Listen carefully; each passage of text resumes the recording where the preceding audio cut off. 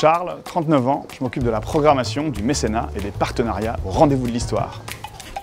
Mon job, c'est trouver des ressources financières et lire des livres économiques et rencontrer des gens. C'est la seconde plus grande manifestation culturelle de Centre-Val de Loire après le Printemps de Bourges.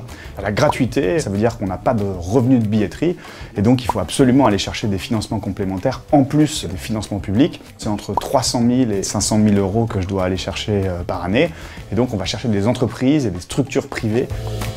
Ça fait un peu plus de 2 ans que j'occupe ce poste. Les relations humaines dans le domaine culturel sont fondamentales, sont primordiales. C'est une multiplicité d'acteurs qu'on rencontre et c'est ça qui est passionnant dans le métier. Chaque journée est très différente. Le mieux, c'est de pouvoir faire un diplôme universitaire. Il y a aussi beaucoup de masters qui existent aujourd'hui, qui sont à la fois des masters culture et mécénat. Alors moi, je suis diplômé de Sciences Po Toulouse. J'ai fait aussi un diplôme à la London School of Economics.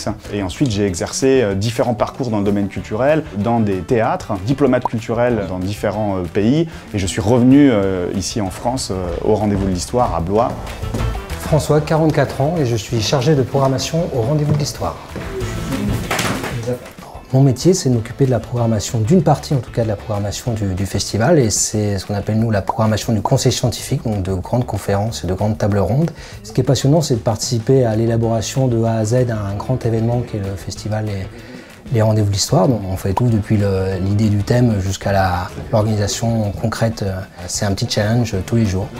Pour bien faire ce travail, je pense qu'il faut avoir une capacité d'écoute, savoir dialoguer, savoir être patient, parfois montrer de la persévérance. Une de mes missions, c'est d'animer les cafés historiques en région Centre-Val de Loire, donc la prolongation du festival toute l'année. J'ai fait des études d'histoire à l'université de Tours, je suis allé jusqu'en maîtrise, et ensuite j'ai travaillé pendant 10 ans dans le tourisme, donc j'ai été guide conférencier, et après je suis arrivé au rendez-vous de l'histoire. Dès que j'ai du temps libre, je vais visiter un château, une église, un musée, et en fait les rendez-vous d'histoire, moi ça me permet de continuer à pouvoir exercer cette passion, et quelque part je suis toujours un étudiant en histoire, parce qu'au festival j'apprends toujours.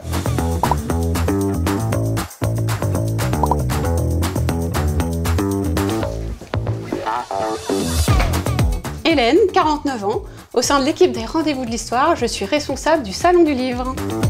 Toute l'année, on prépare cet événement en travaillant au quotidien avec les éditeurs, avec les auteurs, des historiens, avec des journalistes. Et l'idée, c'est d'organiser une programmation de 150 rencontres. Qu'est-ce que j'adore? C'est mettre en avant les livres d'histoire, les auteurs qui les écrivent. Les qualités, c'est être organisé, rigoureux. C'est aussi apprécier le contact avec les différents interlocuteurs qui sont nombreux. Après mes études, j'ai cherché un travail dans le livre et dans l'histoire.